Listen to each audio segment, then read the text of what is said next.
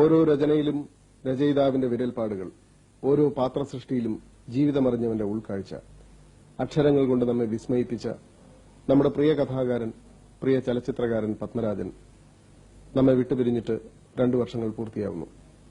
നക്ഷത്രങ്ങൾ കാവൽ നിൽക്കുന്ന ആകാശങ്ങളിലേക്ക് കൊടുന്നനെ പിൻവാങ്ങിപ്പോയ ഈ ഗന്ധർവനെക്കുറിച്ച് ഇങ്ങു താഴെ ഭൂമിയിൽ നമുക്ക് ഓർമ്മിക്കുവാൻ ഒരുപാട് ബാക്കിയുണ്ട്. ഉദകപ്പോള, സത്രത്തിലൊരു രാത്രി, പെരുവഴി അമ്പലം, പ്രതിമയെ സ്നേഹിച്ച രാജകുമാരി, മഞ്ഞുകാലം നോറ്റ കുതിര എന്നിങ്ങനെ എണ്ണം പറഞ്ഞ എത്രയോ നോവലുകൾ, മിഴികുറ്റ എത്രയോ ചെറുകഥകൾ, പെരുവഴിയമ്പലം, കള്ളൻ പവിത്രൻ, ഒരിടത്തൊരു ഫയൽവാൻ തുടങ്ങി ഞാൻ ഗന്ധർവൻ വരെ നമ്മെ ഓരോ ചുവടിലും അമ്പരപ്പിച്ച സംവിധാന തികവ്. പ്രയാണം മുതൽ ഇങ്ങോട്ട് മലയാള സിനിമാ സാഹിത്യത്തിൽ പുതിയ ചാലുകൾ വെട്ടിക്കേറിയ എത്രയോ മികച്ച തിരക്കഥകൾ.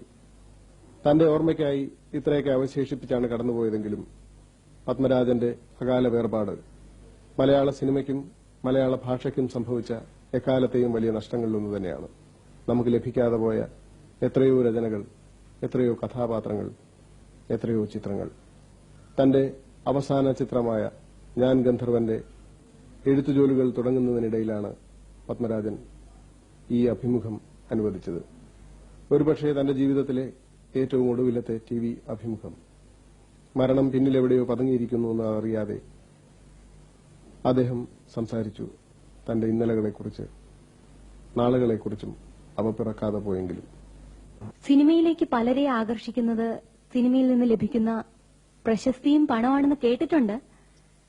സിനിമയിലേക്ക് വരും മുമ്പ് തന്നെ എഴുത്തുകാരനെന്ന നിലയിൽ വളരെ പ്രശസ്തനായിരുന്ന ശ്രീ പത്മരാജൻ സാറിനെ സിനിമയിലേക്ക് അടുപ്പിച്ചത് ഏത് ഘടകമാണ്? തീർച്ചയായും സിനിമയുടെ മാത്രമായ പ്രശസ്തിയും പണവും ഒന്നും എന്നെ ആകർഷിച്ചിരുന്നില്ല എന്നൊന്നും കള്ളം പറയാൻ ഞാൻ തയ്യാറല്ല. പക്ഷെ ഈ ചോദ്യത്തില് എഴുത്തുകാരനായ പത്മരാജനെ, കാരണം എഴുത്തുകാരനും പ്രശസ്തനാണ്. നമ്മുടെ നാട്ടിൽ എഴുത്തുകാരനും എഴുത്തിൽ നിന്ന് ധനമൊക്കെ കിട്ടുന്ന.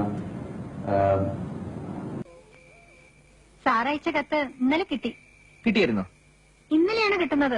ഓ, ജീരകവെള്ളം. ചൂട് കൂടുതലാണോ?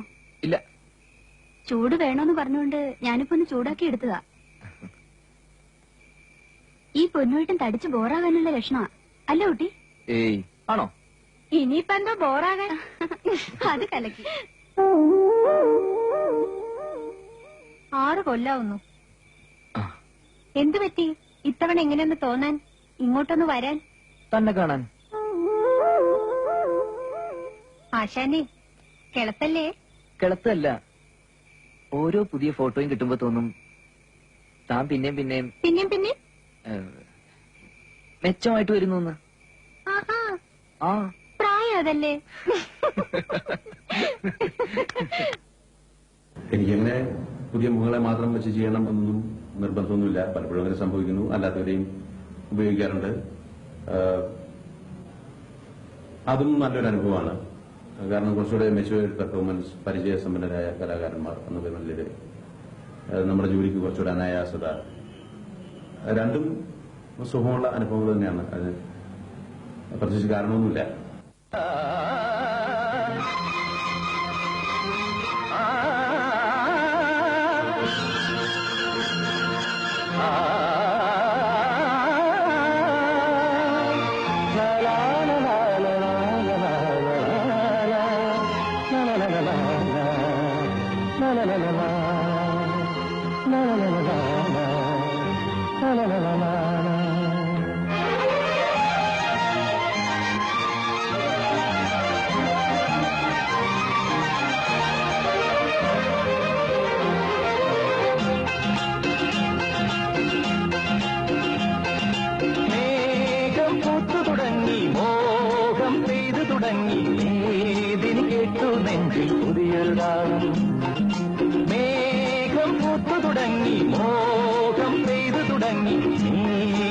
കേട്ടു നെഞ്ചിൽ പുതിയൊരു താളം.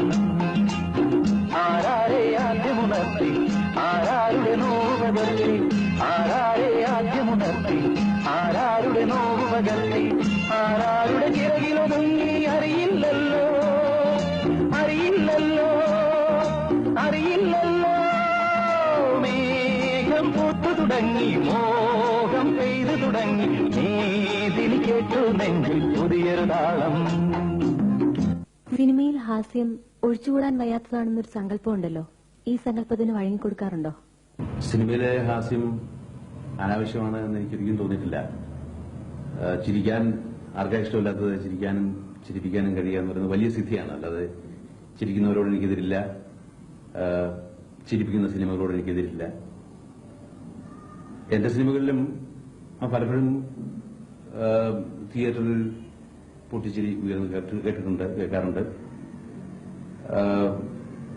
കള്ളൻ പവിത്രൻ ശരിക്കും പറഞ്ഞാൽ ഉടനീളം പൊട്ടിച്ചിരി ഉണ്ടാക്കിയ ഒരു പടമാണ്. അതിലെ വളരെ എന്താ പറയണ്ടേ, വളരെ അനായാസമായിട്ട് ഒഴുകി വന്ന ഒരു ഹാസ്യധാര ആ ചിത്രത്തിന്റെ നട്ടലായിരുന്നു. അതായിരുന്നു എന്റെ ബാക്ക് ബോൺ. എന്റെ ടെല്ലിംഗ് സ്റ്റൈൽ തന്നെ ഹ്യൂമറസ് ആയിരുന്നു. ജനങ്ങളത് വളരെ ഇഷ്ടപ്പെടുകയും ചെയ്തു. പലപ്പോഴും എന്റെ സിനിമയിൽ ഞാനത് ഉൾപ്പെടുത്താറുണ്ട്. അത് തനിയെ വരുന്നതാണ്, അല്ലാതെ അതിനുവേണ്ടി പറഞ്ഞ വഴങ്ങി കൊടുക്കലല്ല. ചിരിയും കരച്ചിലും ഒക്കെ ചേർന്നാണല്ലോ ജീവിതം എന്ന് പറയുന്നത് തന്നെ. അപ്പോൾ സ്വാഭാവികമായിട്ടും അതിന്റെ ഒരു പകർത്തിവയ്പ്പിൽ ചിരിയുണ്ടാവും, കണ്ണുനീരുണ്ടാവും. അതിന്റെ വിലയിരുത്തൽ എന്താണ്? ഒരു ഫിലിം മേക്കർക്കും പ്രേക്ഷകനെ അങ്ങനെ ജഡ്ജ് ചെയ്യാനൊക്കില്ല. അതുകൊണ്ട് തന്നെയാണ് സിനിമയിലെ ഈ അത്ഭുതങ്ങൾ ഉണ്ടാകുന്നതും അപായങ്ങൾ സംഭവിക്കുന്നതും കണക്കൂട്ടലുകളൊക്കെ തെറ്റുന്ന ഒരു മേഖലയാണ് സിനിമ പൊതുവെ. എന്റെ ഏറ്റവും നല്ലത് എന്ന് ഞാൻ കണക്കാക്കുന്ന ചില ചിത്രങ്ങൾ, ഉദാഹരണത്തിന് അരപ്പട്ട കിട്ടിയ ഗ്രാമത്തിൽ, അല്ലെങ്കിൽ മൂന്നാം പക്കം,